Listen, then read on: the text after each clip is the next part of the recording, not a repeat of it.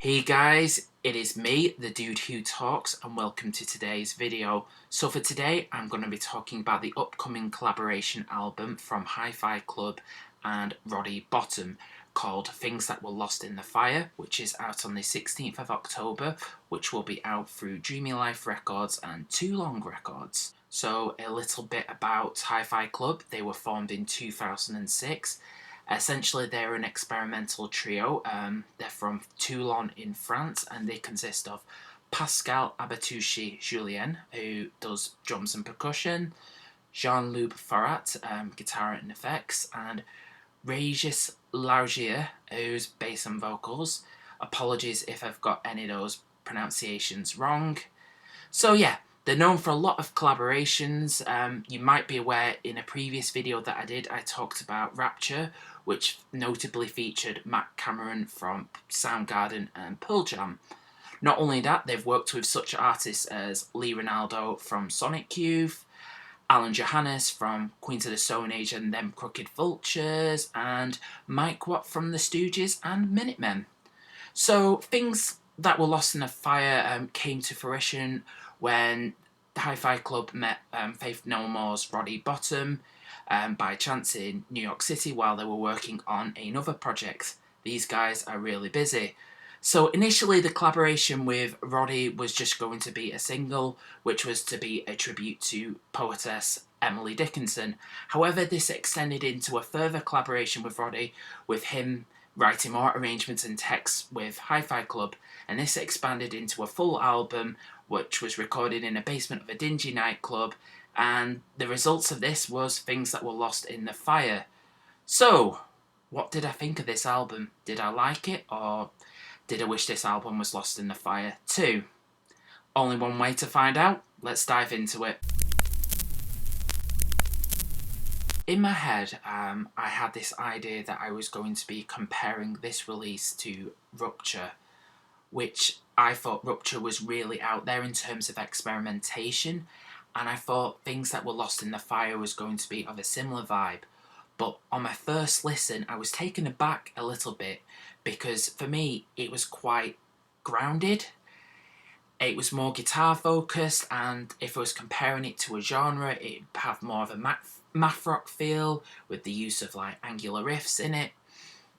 Not only that, but the music feels very upbeat, very catchy. Like, for example, the catchiness in songs like Chandelier has that kind of dance feel to it throughout, with these trance beats which do a really good job of hooking you in. And when I was listening to it throughout the album, I felt the best way to describe it, like comparing it to a band, would be Moon Duo at a discotheque. While throughout there's definitely like a mellow feel to the album, however, in songs like Cut of the Seam, the music gets quite heavy with like the distortion turned up on the guitars. So you may have noticed that I'm talking about this album as a whole rather than dissecting a few songs off this album. That's because the songs really just bleed into each other, which is not a bad thing. I feel like this is an album that you can just listen to uninterrupted from start to finish. There really isn't that much change and you can just listen to it in one go. However, there is a little bit of change towards the end in like the dynamics, with having a much more slower, more cinematic feel to it. And I think that's a way just to climax the end of the album. Alright, so let's talk about the vocals, well, spoken word aspect of it. So, yeah, Roddy Bottum provides the voice on this album. And yeah, essentially it's spoken word and feels a lot like poetry reading at a math rock gig, which for me is definitely a good thing. Well, yeah, you may be thinking that this is probably going to sound a bit like the collaboration album between Lou Reed and Metallica with Lulu, which was, to be honest, a bit shit. And I'm going to answer that with, no, it doesn't. For me, it works really well. Surprisingly, Roddy Bottum's voice is really smooth and has a lot of gravitas, and feels a lot of time is the driving force of the album. There's a bit where his voice does actually come close to singing, especially on second to last song, Come On, but I think that's in keeping time with the beat. And lyric-wise, I feel like this has a lot of David Lynch towards it. I think with the way that the lyrics are like this abstract, story-driven vibe. So that's a good thing for me as well.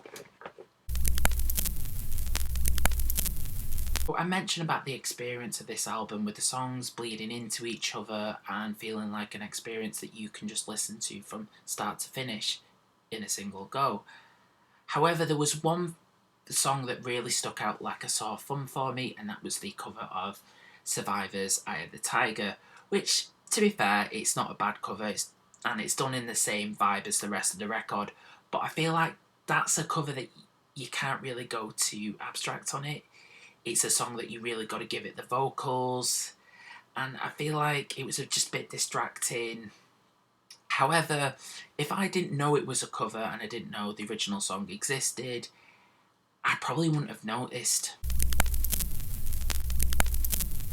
Personally, this album provided a break from all the heavy music which was starting to experience a little bit of fatigue on. It was an album I think I really needed. I think it's a really compelling listen. I don't think some people will get this on the first listen, but I hope that the catchiness of the album will draw you in.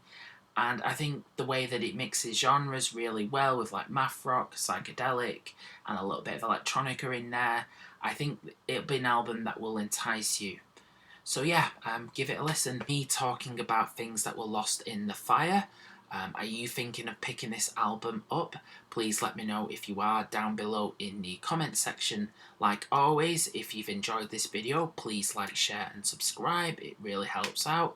I just want to plug my Facebook page as well. I'll be including a link on that. So if you want to give that a like, I'm just posting stuff there daily. So if you want to get involved in that, please do so.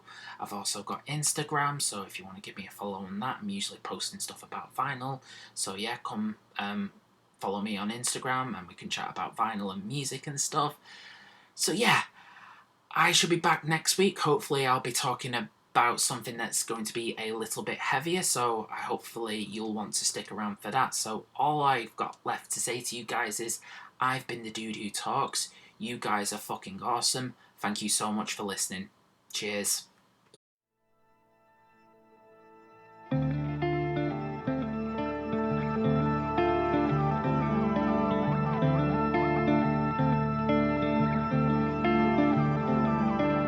Medicine finds, medicine feeds, a medicine fix, medicine dream. Sick in the bed, sick in the sea, sick of the home, sick of the me. A needle that sews is a needle that bleeds, a needle that sucks is a needle that feeds.